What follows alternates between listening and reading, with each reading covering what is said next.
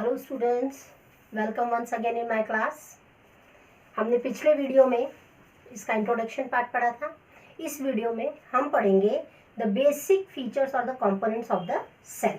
Okay, how is cell organized, this is one of the topic and what is cell made up of, और we can say the basic components of cell.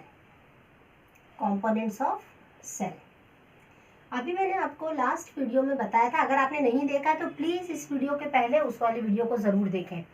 अभी मैंने आपको बताया था कि cell के अंदर छोटे छोटे स्ट्रक्चर्स होते हैं जो कहलाते हैं ऑर्गेनल्स। ओके, नाउ अगर एक सेल को हम माइक्रोस्कोप में स्टडी करेंगे तो 3 मेन फीचर्स हमें उसमें नज़र आएंगे।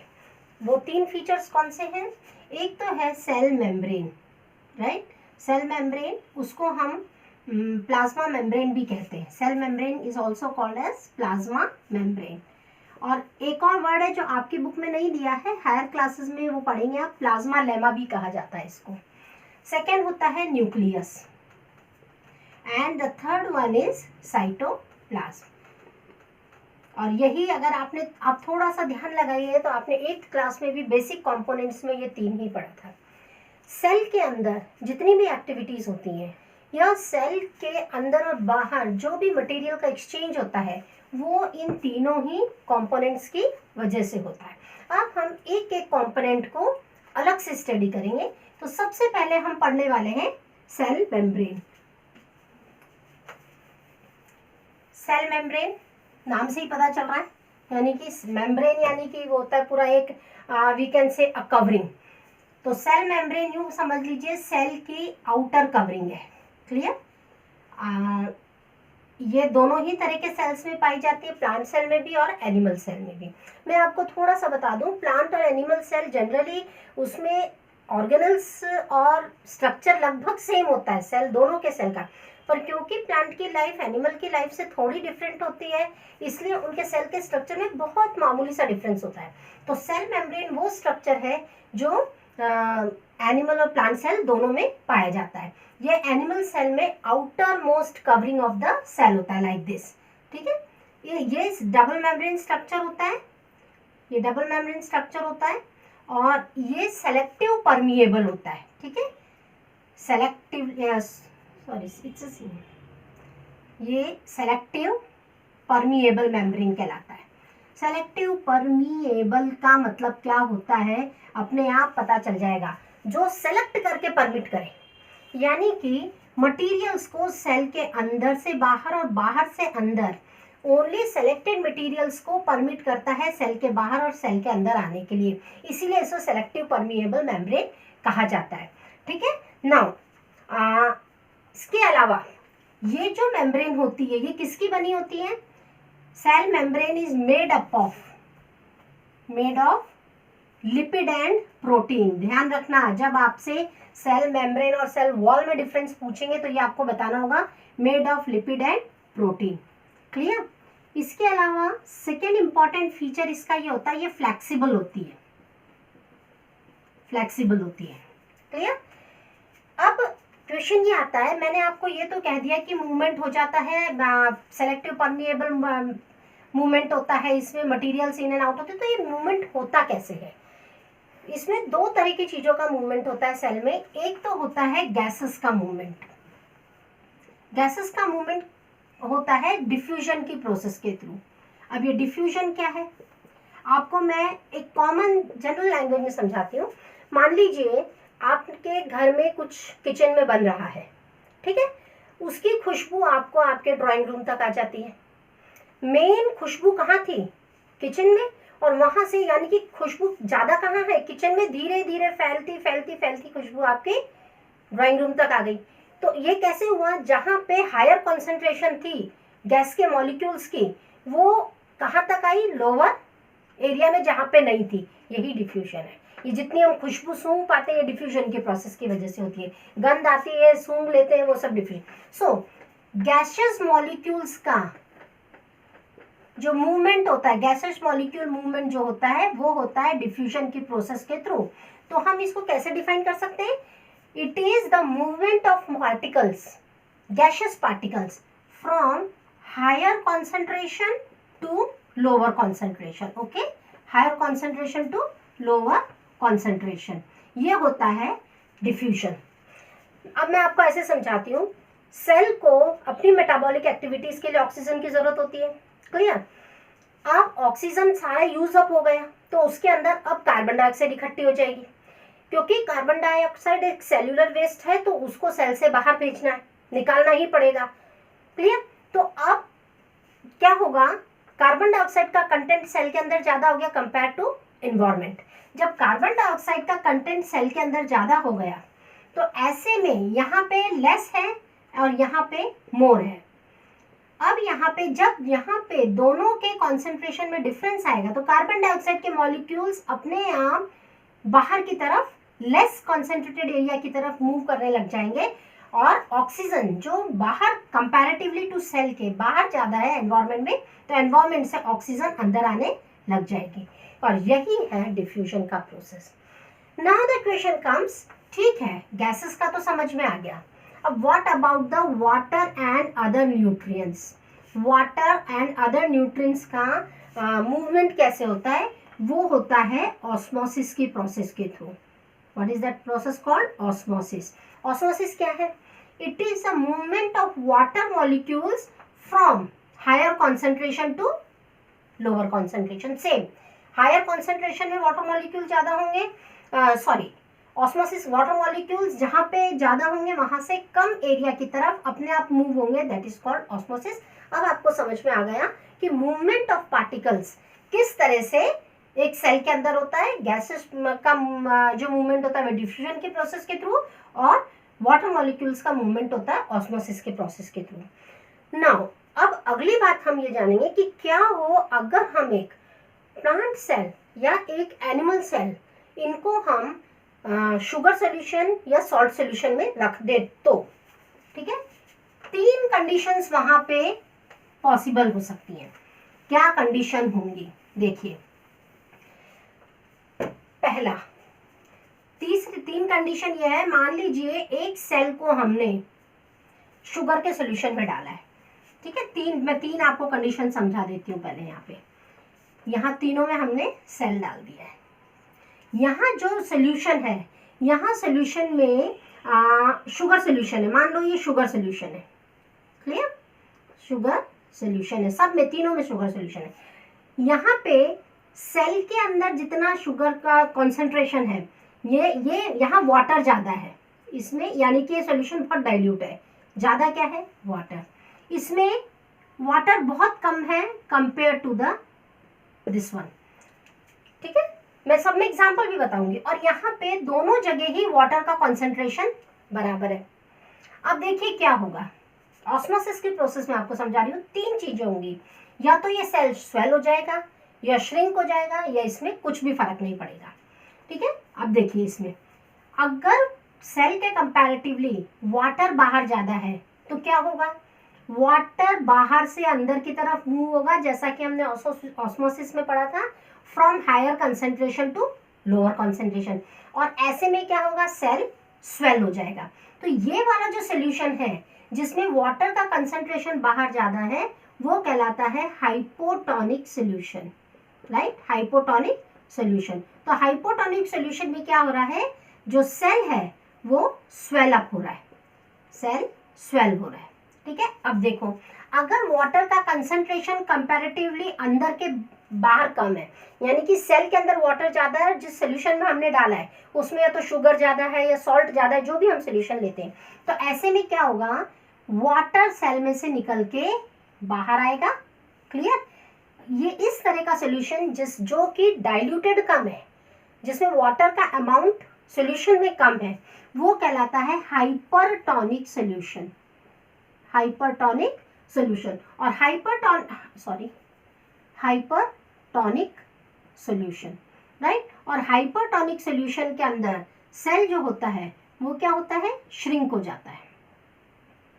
नाउ एक कंडीशन ऐसी भी हो सकती है जहां पे वाटर का कॉन्सेंट्रेशन सेल के अंदर भी उतना ही है जितना बाहर है, तो ऐसे में ये सोल्यूशन कहलाता है आइसोटोनिक सोल्यूशन.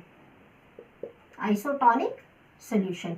इस आइसोटोनिक सोल्यूशन में no change in the cell, no change in cell, right. अब दिमाग में रहता है अगर यहाँ पे कोई चेंज नहीं है तो क्या मॉलिक्यूल्स का ट्रांसफर नहीं हो रहा है, मूवमेंट नहीं हो रहा है? तीनों केसेस में मॉलिक्यूल्स का मूवमेंट बराबर होगा, लेकिन इसमें सेल की जो शेप है, साइज है, उसमें no gain no loss. Clear?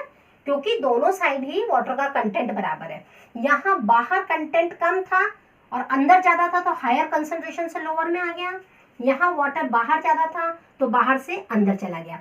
तो अगर हम एक प्लांट सेल या एनिमल सेल को इस तरह से हाइपो, हाइपर और आइसोटोनिक सॉल्यूशन में रखते हैं तो हाइपोटोनिक सॉल्यूशन में सेल स्वेल अप हो जाएगा, आइसोटोनिक में नो चेंज एंड हाइपरटोनिक में सेल श्रिंक हो जाएगा। सो ये सब जो पढ़ा है हमने ये सेल मेम्ब्रेन, इसमें मैं आपको एक चीज वापस से रिमाइंड कराऊंगी, जो सबसे इंपॉर्टेंट जो दो इसके मेन फीचर्स हैं वो ये कि it is made up of lipids and proteins. ठीक है, बहुत अच्छे से ध्यान रख सुनना इसको, लिपिड एंड प्रोटीन। और दूसरा ये है कि सेल मेम्ब्रेन फ्लेक्सिबल होती है। ठीक है, जैसे बलून होता है ना, बलून में आप हवा भरते हैं तो कैसे स्ट्रेच हो जाता है, वापस से हवा निकलते ही वो वापस से श्रिंक हो जाता है। तो इस तरह की क्वालिटी सेल मेम्ब्रेन में होती है। ठीक है, now we will talk about cell wall, right. So अब आप कहेंगे सेल वॉल कहाँ से आ गया भाई? सेल वॉल तो हमारे पास कोई कंपोनेंट था ही नहीं। जो मैंने शुरू में 3 मेन कंपोनेंट्स बताए थे वो इसलिए नहीं बताया था क्योंकि सेल वॉल जो है ये केवल और केवल प्लांट सेल के अंदर होता है। क्लियर? प्लांट सेल के अंदर होता है।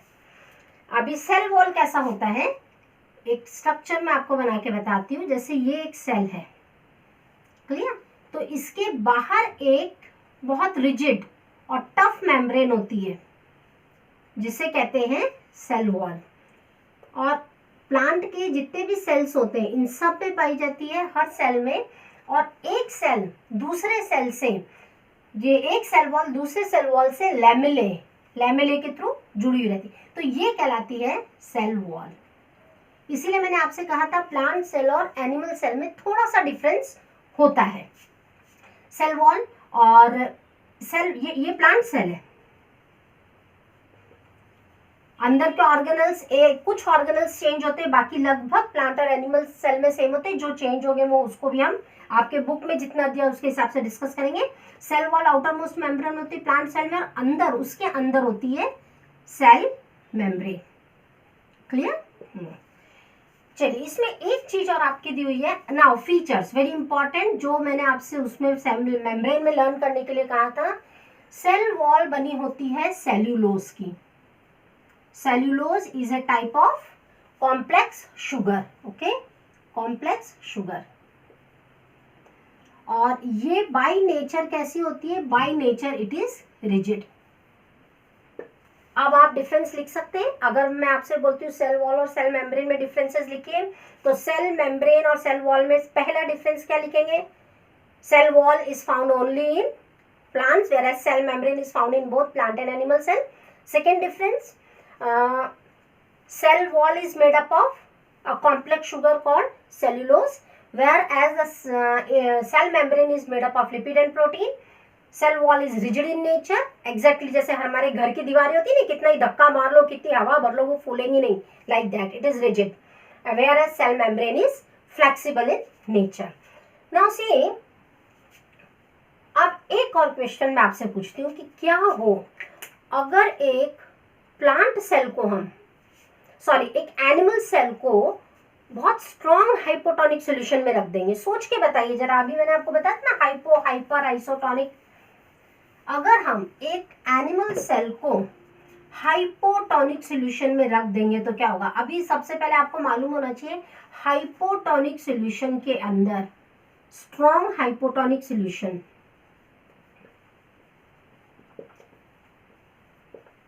इसके अंदर जब एक हम एनिमल सेल को रखेंगे तो क्या होगा? आपको मालूम होना चाहिए हाइपोटोनिक सॉल्यूशन के अंदर सेल स्वेल होता है। ठीक है, सेल स्वेल होता है। तो ऐसे में क्या होगा? स्ट्रॉन्ग हाइपोटोनिक सॉल्यूशन में जब सेल को रखेंगे तो वाटर बाहर से अंदर जाता जाएगा और एक कंडीशन ऐसी आएगी कि एनिमल सेल बर्स्ट हो जाएगा। क्लियर? इसलिए एनिमल सेल को स्ट्रॉन्ग हाइपोटोनिक सॉल्यूशन में नहीं रखा जाता है। नाउ एक और वर्ड इसके अंदर आप पढ़ेंगे, दैट इज कॉल्ड प्लाज्मोलिसिस। ये प्लाज्मोलिसिस है क्या? जब एक प्लांट सेल को हम हाइपरटोनिक सॉल्यूशन में डालेंगे। हाइपरटोनिक सॉल्यूशन में क्या होता है? सोचो जरा, सोचो। यस, बिल्कुल वही बात है। हाइपरटोनिक सॉल्यूशन के अंदर श्रिंक होता है सेल। जब हम एक प्लांट सेल को हाइपरटोनिक सॉल्यूशन में डालेंगे, ठीक है, तो हमें मालूम है हाइपरटोनिक सॉल्यूशन के अंदर सेल होता है श्रिंक। क्लियर? तो होगा क्या, जब एक प्लांट सेल को हाइपरटोनिक सॉल्यूशन में डालेंगे तो सेल वॉल तो रिजिड है, उसको तो कोई असर होने वाला है नहीं। क्लियर? और जो cell membrane along with the cytoplasm वो श्रिंक होकर के सेल वॉल से दूर हो जाएगी। तो ये जो प्रोसेस है ये कहलाती है plasmolysis. Okay, so what is plasmolysis? When a plant cell is kept in hypertonic solution, the cell membrane along with the cytoplasm starts shrinking and moves away from the cell wall. This process is called plasmolysis. So children, this is about cell wall. और अगर एक cell wall इसको ये क्यों withstand कर पाता है? अगर इसको हाइपोटोनिक सॉल्यूशन में रख दे, जैसा मैंने अभी आपको बताया था कि एनिमल सेल तो बर्स्ट हो जाता है, तो प्लांट सेल बर्स्ट क्यों नहीं होता? वो इसलिए बर्स्ट नहीं होता क्योंकि इसमें कितना भी क्योंकि इसके बाहर क्या है, इस एनिमल सेल के प्लांट सेल, या अगर हमने यहाँ पे प्लांट सेल डाल दिया मान लीजिए, तो प्लांट सेल पे डाल दिया तो ये क्या होगा, जब स्वेल होगा ना, तो जितना प्रेशर मेम्ब्रेन बाहर की तरफ लगा रही है सेल वॉल उसको कंट्रोल करने के लिए अंदर की तरफ लगाएगा। इसलिए यहाँ से वो सेल बर्स्ट नहीं होगा और वो स्ट्रॉन्ग हाइपोटोनिक सॉल्यूशन को भी मेंटेन कर लेता है। ठीक है? Next important feature is nucleus. ये बहुत इंपॉर्टेंट फीचर है न्यूक्लियस। ठीक है? न्यूक्लियस इंपॉर्टेंट क्यों है? जैसे एक ह्यूमन बॉडी के लिए ब्रेन इंपॉर्टेंट होता है, एक कंप्यूटर के लिए सीपीयू इंपॉर्टेंट होता है, इसी तरह से एक इसके लिए सेल के लिए न्यूक्लियस भी उतना ही इम्पॉर्टेंट होता है। ठीक है? जब हमने एक उसकी ओनियन पील की जब उसको स्लाइड को देखा था तो उसमें हमें जो इस तरह के स्ट्रक्चर्स हमने देखे थे अलग अलग स्टैंड में, तो एक स्फेरिकल बॉडी जो हमें नज़र आई थी वही है न्यूक्लियस। अब हम इसके स्ट्रक्चर के बारे में स्टडी करेंगे। राइट? न्यूक्लियस क्या है? सेल के अंदर एक राउंड बॉडी और we can say spherical body generally in the centre और एट द पेरिफेरी। जो एनिमल सेल्स होते हैं उसमें तो ये सेंटर में होता है, लेकिन जो प्लांट सेल्स होते हैं उसमें इस तरह से वो थोड़ा साइड में न्यूक्लियस होता है। ठीक है? क्योंकि उसके अंदर बड़े बड़े वैक्यूल्स होते हैं। तो nucleus is the generally centrally located spherical body. ठीक है? अब अगर हम न्यूक्लियस के बारे में स्टडी करें तो न्यूक्लियस डबल मेम्ब्रेन स्ट्रक्चर होता है इस तरह से। जो इसकी जो मेम्ब्रेन होती है वो डबल लेयर होती है, ये मेम्ब्रेन कहलाती है nuclear membrane. Okay, this membrane is called nuclear membrane. Nuclear membrane के अंदर पोर्स होते हैं, स्मॉल पोर्स होते हैं। ये पोर्स मटेरियल्स की एंट्री और एग्जिट का बहुत बड़ा रोल प्ले करते हैं। सी, न्यूक्लियस के अंदर से साइटोप्लाज्म यानी कि न्यूक्लियस से साइटोप्लाज्म के बीच में जो भी मटेरियल्स का एक्सचेंज होता है वो होता है न्यूक्लियर मेम्ब्रेन के थ्रू। क्लियर? अब न्यूक्लियस के अंदर क्या होता है? न्यूक्लियस के अंदर थ्रेड लाइक स्ट्रक्चर्स पाए जाते हैं जिसे कहते हैं क्रोमेटिन मटेरियल। क्रोमेटिन मटेरियल ये बिल्कुल बारीक थ्रेड जैसे होते हैं। क्रोमेटिन मटेरियल के अलावा इसमें एक और राउंड स्फेरिकल बॉडी होती है जो कहलाती है nucleolus.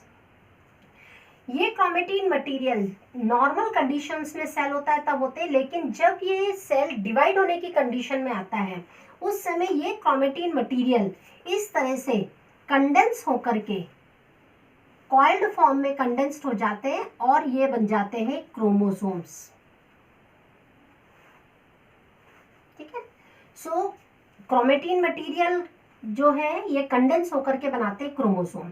Now see, chromosomes are made up of, काय के बने होते हैं? Chromosomes are made up of DNA and protein. DNA and protein के क्रोमोसोम्स बने हुए होते हैं। ठीक है, डीएनए के अंदर ऐसी इंफॉर्मेशन होती है, डीएनए कंटेन्स द इंफॉर्मेशन जिसमें वो ये बताती है कि सेल की ऑर्गेनाइजेशन कैसी होगी, सेल ऑर्गेनाइज्ड किस तरह से होगा, वो सारी इंफॉर्मेशन डीएनए के अंदर होती है। और डीएनए की फंक्शनल यूनिट जो होती है वो होती है जीन्स। ठीक है, तो क्रोमोसोम क्या है अगर आपको डिफाइन करना हो तो chromosomes are the source of information और hereditary information. We can say chromosomes क्या है? Chromosomes are the source of hereditary information, source of hereditary information. इसका मतलब ये होती है पेरेंट्स से ऑफस्प्रिंग तक या नेक्स्ट जनरेशन तक, एक जनरेशन से दूसरी जनरेशन तक जो इंफॉर्मेशन पास होती है, जो फीचर्स पास होते हैं, जो कैरेक्टर्स पास होते हैं, उसको कौन पास कर रहा है? वो क्रोमोसोम्स के थ्रू एक जनरेशन से दूसरे जनरेशन में डीएनए के फॉर्म में जाते हैं। ठीक है, और डीएनए की फंक्शनल यूनिट होती है जीन। नाउ कुछ ऑर्गेनिजम्स ऐसे, अच्छा अब इसका फंक्शन, यस वेरी इंपॉर्टेंट, इसके दो मेन फंक्शंस होते हैं न्यूक्लियस के। न्यूक्लियस के फंक्शन क्या होते हैं? सबसे पहला फंक्शन होता है ये सेल्यूलर रिप्रोडक्शन में हेल्पफुल होता है। सेल्यूलर रिप्रोडक्शन क्या होता है? सेल्यूलर रिप्रोडक्शन का मतलब होता है 1 सेल से 2 का बनना, 2 to 4, 4 to 8। तो इस तरह से एक सेल से 2, 2 से 4 बनना, that is called reproduction. Nucleus plays important role in cellular reproduction. Second ये है कि along with the environment nucleus ये डिसाइड करता है कि मैच्योर होने पे सेल क्या रोल प्ले करेगा और क्या शेप एंड साइज अटेन करेगा। So decides the at maturity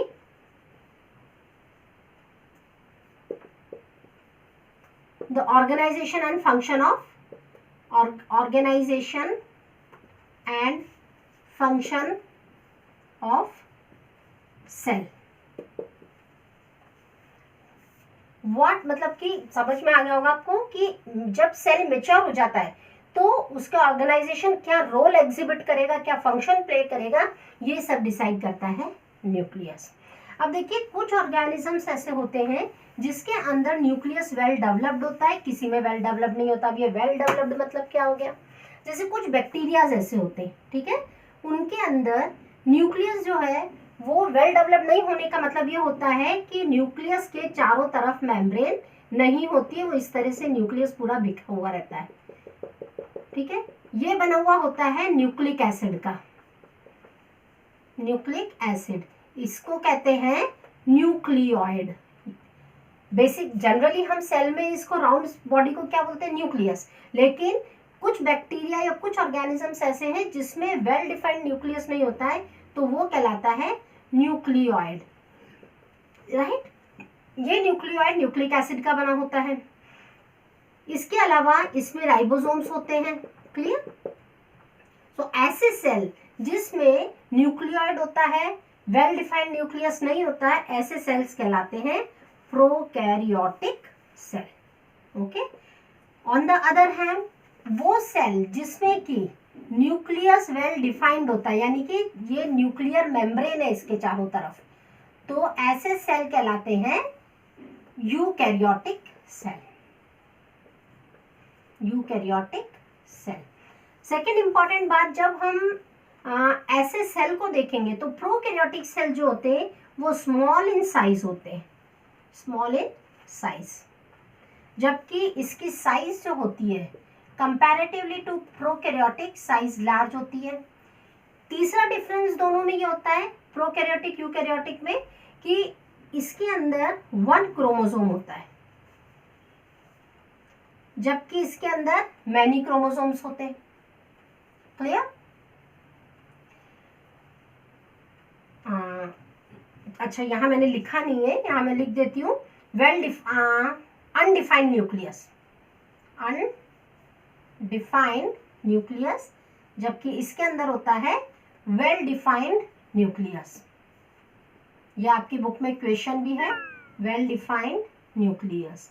अब इसमें अगला डिफरेंस, एक और डिफरेंस जो आपको याद रखना है, मैंने आपको स्टार्टिंग में समझाया था कि सेल में छोटे छोटे ऐसे स्ट्रक्चर्स होते हैं जो कहलाते हैं ऑर्गेनल्स। तो प्रोकैरियोटिक सेल में अगेन अनडिफाइंड ऑर्गेनल्स होते हैं, और जबकि इसके अंदर membrane bound well defined membrane bound organelles होते हैं। कुल मिला के बात कहने का मतलब मेरा ये हो गया है कि इसके जो ऑर्गेनल्स होते हैं उसके चारों तरफ मेम्ब्रेन नहीं होती है, जबकि यूकैरियोटिक सेल के अंदर जो ऑर्गेनल्स होते हैं उसके चारों तरफ मेम्ब्रेन होती है। या यूं कह दीजिए कि ये ऑर्गेनल्स सब एक पैकेट में पैक होते हैं और ये ऑर्गेनल्स फ्रीली विदाउट बाउंडेड पूरे सेल में घूमते रहते हैं।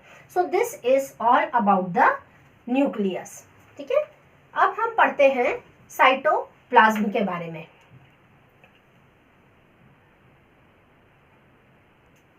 साइटोप्लाज्म, ये सेल के अंदर, वंस अगेन वापस से मैं यहाँ पे पिक्चर बनाती हूँ। अब जब हमने उसमें देखा था तो ये ओनियन पील के अंदर हमें कुछ इस तरह से स्ट्रक्चर जो नज़र आया था, ये थी बाउंड्रीज जो सेल मेम्ब्रेन था, ये सेंटर में था न्यूक्लियस, लेकिन ये आसपास इसके चारों तरफ जो वेकेंट स्पेस नज़र आई थी ये कहलाती है साइटोप्लाज्म। एक्चुअली साइटोप्लाज्म है क्या? This is gel like substance, gel-like substance present in between the nucleus and the cell membrane. Cell membrane और न्यूक्लियस के बीच में साइटोप्लाज्म। स्टूडेंट्स, पहले वीडियो में मैंने एक प्रोटोप्लाज्म वर्ड आपको बताया था। प्रोटोप्लाज्म क्या है?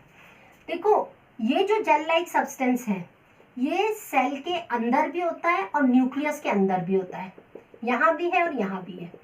तो ये इन दोनों को कॉमनली, यानी कि ये तो कहलाता है साइटोप्लाज्म, क्लियर, और न्यूक्लियस के अंदर होता है वो कहलाता है न्यूक्लियोप्लाज्म, और इन दोनों को कॉमनली हम कहते हैं प्रोटोप्लाज्म। ठीक है, तो साइटोप्लाज्म या न्यूक्लियोप्लाज्म में, साइटोप्लाज्म क्या है? जेल लाइक सब्सटेंस है, और इस जेल लाइक सब्सटेंस के अंदर सारे ऑर्गेनल्स होते हैं। प्रोकैरियोटिक सेल में ये ऑर्गेनल्स विदाउट मेम्ब्रेन होते हैं, जबकि यूकैरियोटिक सेल में ये सारे ऑर्गेनल्स मेम्ब्रेन बाउंड होते हैं। यूं समझ लीजिए, अगर एक बाउल के अंदर, एक बाउल को अगर हम एक सेल समझते हैं, अज्यूम करते हैं कि ये बाउल एक सेल है, तो उसके अंदर अगर जब हमने फ्रूट कस्टर्ड रखा है तो जो कस्टर्ड है वो साइटोप्लाज्म समझ लो, और जो फ्रूट उसके अंदर डाल रखे वो ऑर्गेनल्स समझ लो। तो यही है साइटोप्लाज्म के बारे में। अब हम स्टूडेंट्स, हमारे नेक्स्ट वीडियो में, ये आपने अच्छे से देखा होगा और मुझे उम्मीद है आपको अच्छे से समझ में भी आया होगा। आप एक बार अपनी बुक को ज़रूर पढ़िए, और अब हम हमारे नेक्स्ट वीडियो में पढ़ेंगे सेल ऑर्गेनल्स के बारे में, जो कि 5 सेल ऑर्गेनल्स आपकी बुक में दिए गए हैं। Okay, so thank you students.